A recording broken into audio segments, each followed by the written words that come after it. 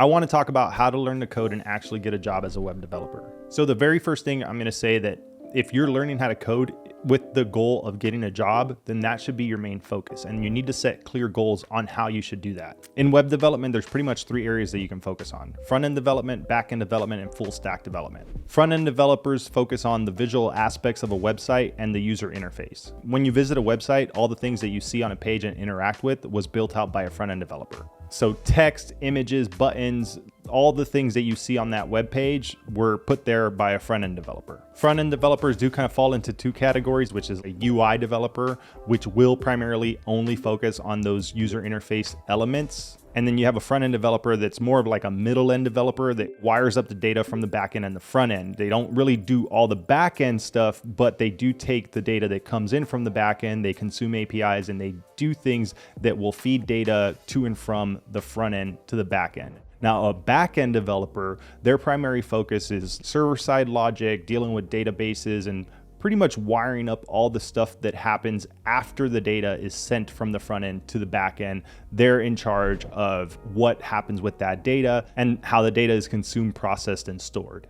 But just to use a restaurant as an example, because I see that example used often, is a front-end developer is like a waiter or a bartender and the people that you see at the front of the house. And then a back-end developer is kind of like the chefs and the cooks and the dishwashers who make sure all of that stuff is working so that the people who are there to consume stuff get fed and everything gets cleaned up as it should. A full stack developer is more like a food truck, where it's a one-stop shop. The person that's serving you is also the person that's cooking your food, and they kind of do everything. If you're a full stack developer, you're going to be building out the front end, you're going to be building out the user interface, you're going to be doing some of that middle end stuff that I kind of talked about, and then you're also going to be doing the back end work. When you get that data, you figure out how you want to store it and process it and consume it. So that's to give you an idea of the three areas of web development that you could focus on if you're looking to get a job as a web developer. Oftentimes you'll hear a lot of people suggest going front end first because it's probably a lower barrier to entry. It's also easier to understand some of those concepts, and back end programming gets a little bit more difficult. And you could start off learning back end, and there are people that do that, but many times people focus on front end first. You also get almost instant gratification when you focus on front end first, because you'll start building out a lot of things that you'll see immediate results for, which when you work on the back end and you start off with the back end stuff, you don't really see many visual things with the stuff that you're building. So more often than not, people will recommend front end, and I usually do that too. But from what I've seen in the industry is that most front end developers usually become full stack developers, and not too often do new people start off as back end developers. What I've noticed is that in most cases, everybody ends up being a full stack developer at some point. And since most front end developers end up becoming full stack, I think a better option is to go in, learn the front end, and start learning some of the back end stuff, and just make yourself full stack from the get-go, because you'll be more appealing to employers and you'll have a wider skill set that you can market. So once you've kind of defined the area that you want to start off in, you're going to have to learn HTML, CSS, and JavaScript. That's just something that everybody needs to learn when they're a web developer. So real quick, for anyone who's a complete beginner, HTML is hypertext markup language. It is the bones of your website. It is all those elements that you see on a web page. Now, it's not the styling. The styling is actually the CSS, and CSS is cascading style sheets. CSS is what makes those bones look pretty. So you can actually call CSS like the skin and the hair and the nails and the eyes, I guess. It's kind of weird, but HTML is the structure of the page. It's what you see on the page without the styles. Just plain HTML is really ugly, but it is the text, it is the images, it is the buttons, it's all of those things without the styles. Then with CSS, that's where your styles come in. CSS adds the color to the HTML, it adds the padding, it adds the margin, it adds all the things that make a web page look nice. And now JavaScript, particularly when it pertains to front-end stuff, is going to add the interaction to your website. With JavaScript, you'll learn about variables, data types, functions, events, and the document object model, often referred to as the DOM. Pretty much anyone who's looking to become a web developer is going to have to learn about these three things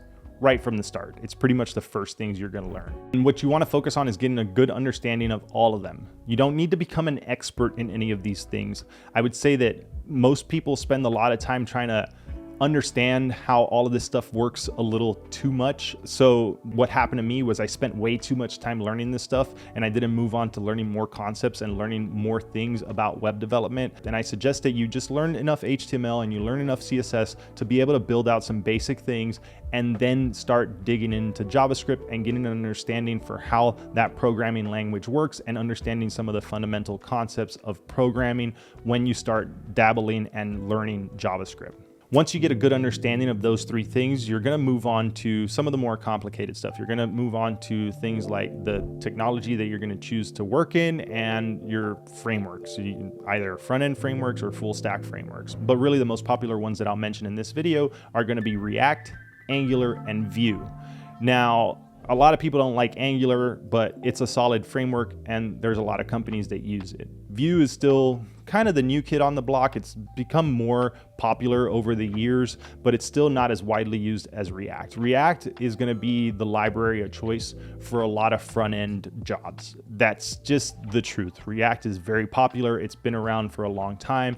It's used by a lot of different people. So it's very common that most courses and tutorials and things that are teaching you about front-end development are going to eventually lead you to React. And I do still think that React is probably the most solid choice.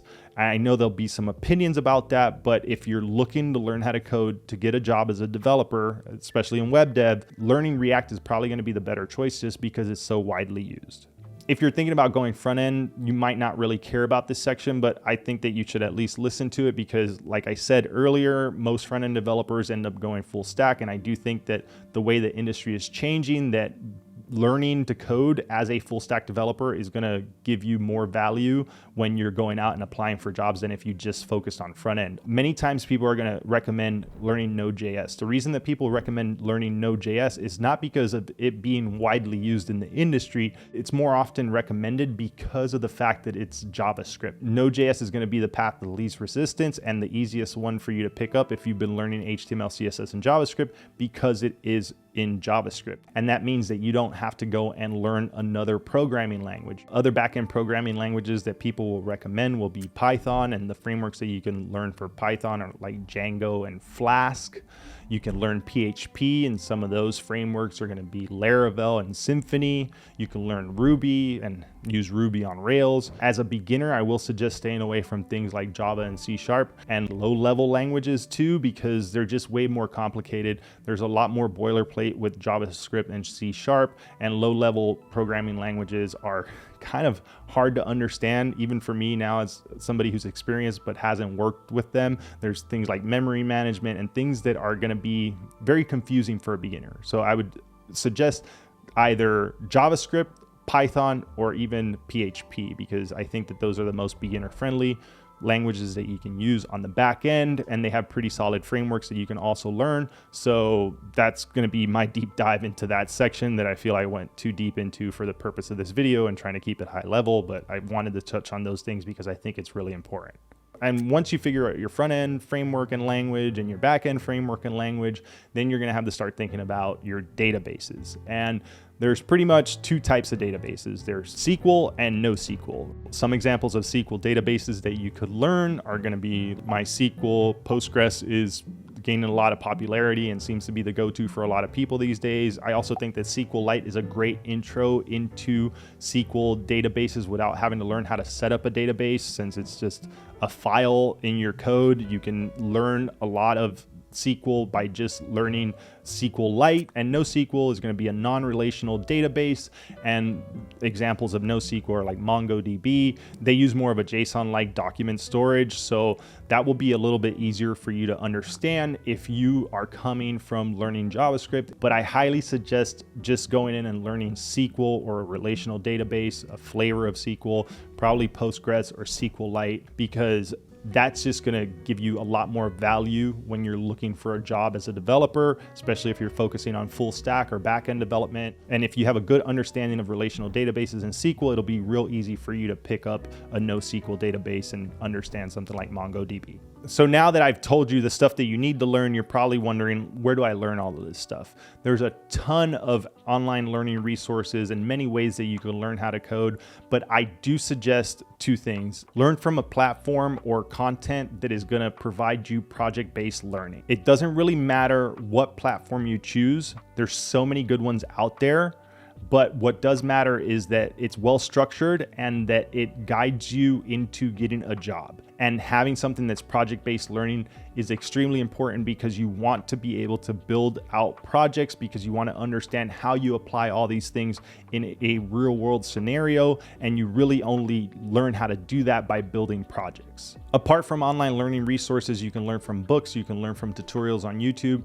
And one thing that you really want to focus on learning with is going to be documentation. That's very important. It should become a part of your regular flow when you're learning, because the best way to learn a new technology is to reference the documentation that the developers have written for that technology. And real quick, before I move on to the next bullet point, if you are looking for a really good learning resource to teach you how to code, let me tell you about today's sponsor, Scrimba.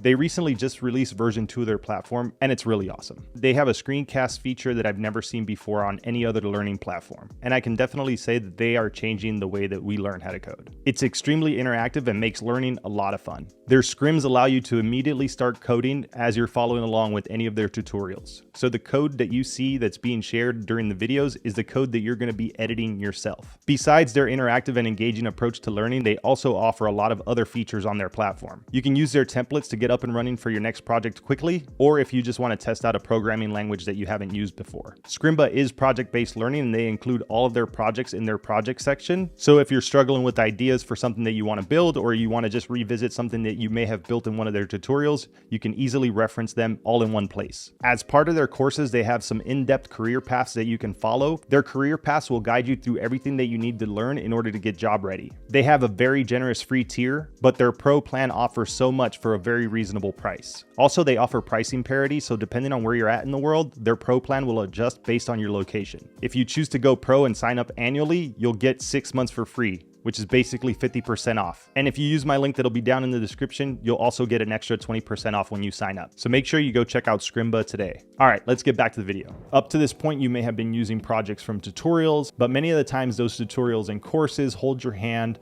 tightly as you complete these projects. And that's not a bad thing, but you shouldn't depend on the tutorials to guide you through the projects that you build on your own. I believe that the most learning will happen when you start building stuff on your own.